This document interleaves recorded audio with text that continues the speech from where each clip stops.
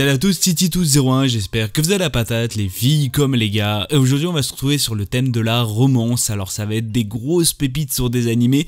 Il y a une réelle pépite, un énorme coup de cœur que j'ai à vous présenter sur ce petit top. J'espère que ça vous fera plaisir. Mais avant ça, n'oubliez pas bien sûr de liker, d'exploser cette barre de like, de commentaires ou encore de partage. Ça me ferait extrêmement plaisir. Si tu as des idées de vidéos, n'hésite surtout pas à me le dire aussi dans la barre des commentaires.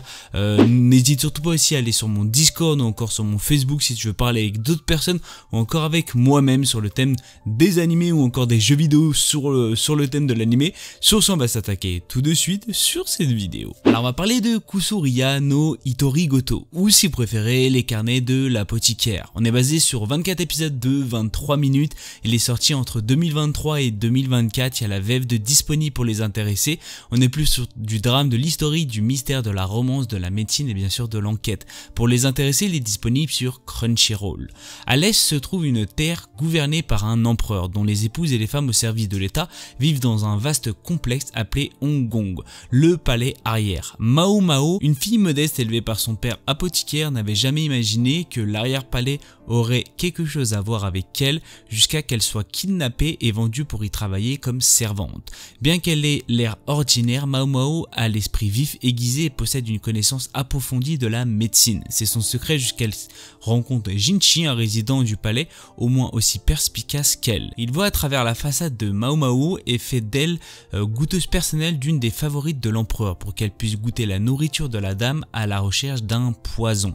Alors moi ce que j'ai à dire c'est que c'est un animé complètement fou, je m'y attendais vachement pas. Alors j'avais attendu pas mal de temps pour vous le présenter parce que j'attendais bien sûr de regarder tous les épisodes pour vous en parler. J'attends globalement, c'est mon petit coup de cœur, c'est celui-là que j'attends énormément, cette fameuse saison 2.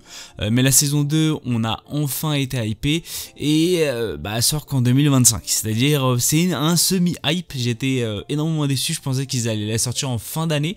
Mais non, je pense que ça sera plus début d'année 2025, voire peut-être mi-d'année 2025. C'est-à-dire ça va être extrêmement long. Pour ceux qui sont extrêmement, on va dire, pressés, je vous conseille fortement de bien sûr lire le manga parce que il faut attendre minimum encore un an pour voir la suite de ce fameux animé.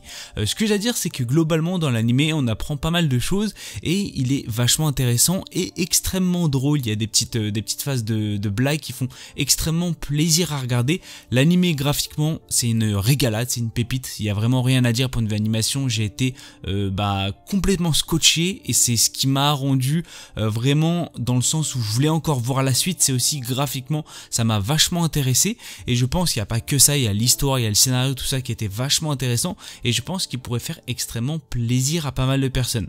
Ce qui est point de vue romance ou autre, vous allez bien sûr le voir au fur et à mesure des épisodes que je vous conseille fortement. Vous allez vraiment pas être déçus de cet animé qui est pour ma part une réelle petite pépite. On va parler de Shinigami Bokan to Kuro Maid. On est basé de 12 épisodes de 24 minutes, il est sorti en 2021, on est plus sur de la comédie, du drame, de l'ecchi, du mystère, de la romance, du surnaturel, de la malédiction et bien sûr de la sorcellerie. Pour les intéressés, il est disponible sur Crunchyroll. On va parler dans un grand manoir vit un jeune homme, un aristocrate qui a été maudit par une sorcière. À cause de ce sort, le duc tue et détruit toute chose vivante qu'il touche. Vivant désormais dans un endroit reculé, le duc est accompagné d'Alice, sa servante qui aime le taquiner et l'embarrasser. Étant très proche d'elle, ne pas pouvoir la toucher est douloureux pour le jeune homme. S'ils ne peuvent même pas se tenir la main, comment leur amour pourra bien sûr-il s'épanouir? Moi ce que j'ai à dire c'est un animé qui était un petit peu en reculon parce que c'est un animé qui a de la 3D, qui est un animé qu'on voit pas fréquemment dans les animés bien sûr de romance et sincèrement la 3D je la trouve incroyable, vraiment j'ai été stupéfait de cette fameuse 3D qui est pour ma part l'une des meilleures sur le thème bien sûr de la romance parce que c'est vrai qu'on n'en voit pas fréquemment, on en a déjà vu et c'était pas ouf et là je te l'avoue que c'est vraiment une folie. Alors il y a eu aussi une saison 2 qui est sortie et c'est annoncé comme quoi il y aurait la saison 3 qui est en cours, qui va sortir bien sûr prochainement, c'est à dire je l'attends énormément parce que c'est un animé que j'ai extrêmement tracé, que ce soit la saison 1 voire la saison 2.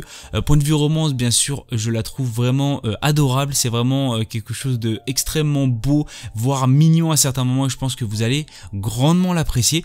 Je vous le conseille fortement, que ce soit point de vue 3D ou tout simplement point de vue scénario, je trouve que l'animé est vraiment plutôt incroyable. Alors on va parler de Kakuryo no Yadomeshi et on est basé de 26 épisodes de 24 minutes. Il est sorti en 2018, on est plus sur de la comédie, du drame, de la romance, du surnaturel, de la gastronomie, bien sûr du yonkai. Alors on va parler de Yaoi, est une étudiante nippone passionnée de cuisine ayant hérité de son défunt grand-père la capacité de voir les yokai. Il lui arrive régulièrement de nourrir ces créatures légendaires. Un jour, alors qu'elle vague à ses occupations, un puissant yokai se présente à elle et déclare que son grand-père avait une dette colossale envers lui. Pour la rembourser, Yaoi doit devenir son épouse, mais la jeune femme s'oppose à cette idée.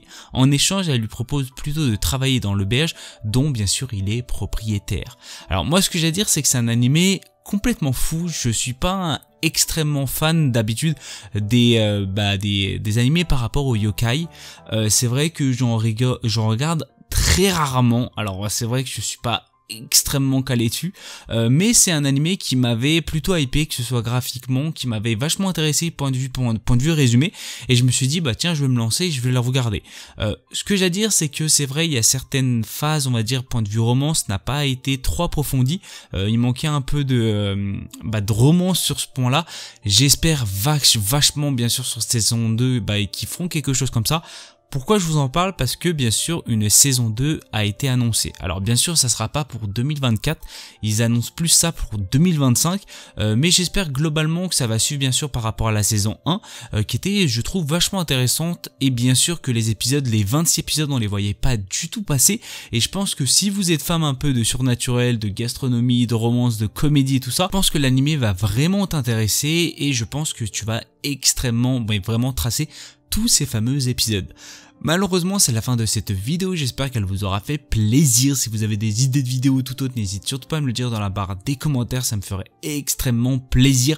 N'oublie pas bien sûr d'exploser cette barre de like, de commentaires ou encore de partage. Si bien sûr la chaîne te plaît, n'hésite surtout pas à t'abonner, ça me ferait extrêmement plaisir. Si tu veux me suivre bien sûr autre que YouTube, c'est-à-dire sur Discord, encore sur Facebook, n'hésite surtout pas à y aller, ça me ferait aussi extrêmement plaisir. C'était Tito Commande sur ce, peace.